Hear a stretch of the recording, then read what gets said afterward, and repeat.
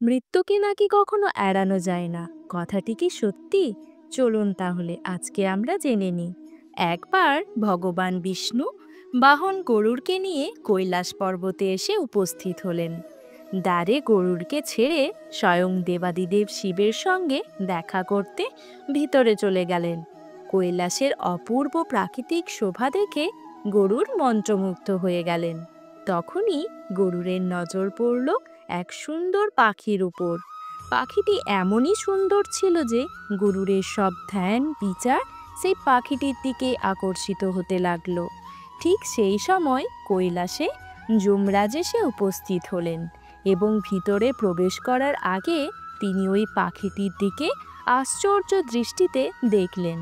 গরুড় বুঝে গেছেন যে ওই পাখিটির অন্তিম সময় কাছে এসে গেছে, আর যমরাজ কৈলাস থেকে বেরিয়েই ওই পাখিটিকে নিজের সঙ্গে যমলোকে নিয়ে যাবে। গরুড়ের দয়া এসে গেল। এত ছোট এবং সুন্দর পাখিটিকে মরতে দেখতে পারবেন না গরুড়।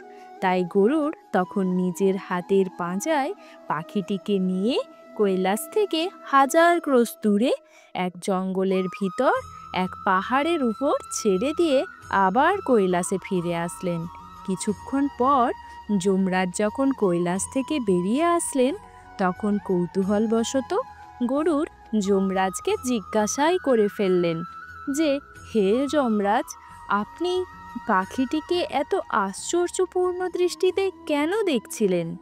উত্তরে যমরাজ বললেন, হে গরুড়, আমি যখন এই পাখিটিকে দেখেছিলাম তখন আমার জ্ঞাত হয়েছিল যে এই পাখিটি কিছু সময় পরই এখান থেকে হাজার ক্রোশ দূরে এক নাগ এই পাখিটিকে খেয়ে ফেলবে। আমি চিন্তা করছিলাম যে পাখিটি এত তাড়াতাড়ি এখান থেকে এত দূরে কি করে যাবে, কিন্তু এখন দেখছি এই পাখিটি এখানে নেই। তাই আমি নিশ্চিত হলাম যে পাখিটির মৃত্যু হয়েছে। গরুড় বুঝে গেছেন যে মৃত্যুকে কখনো এড়ানো যায় না, তাতে যত চালাকি করা হোক না কেন। তাই বন্ধুরা, ভগবান শ্রীকৃষ্ণ বলতেন, করো বুদ্ধি সেটা যেটা তুমি চাও, কিন্তু হয় সেটা যেটা আমি চাই। অতএব করো তুমি সেটা যেটা আমি চাই, তাহলে হবে সেটা যেটা তুমি চাও। হরে কৃষ্ণ।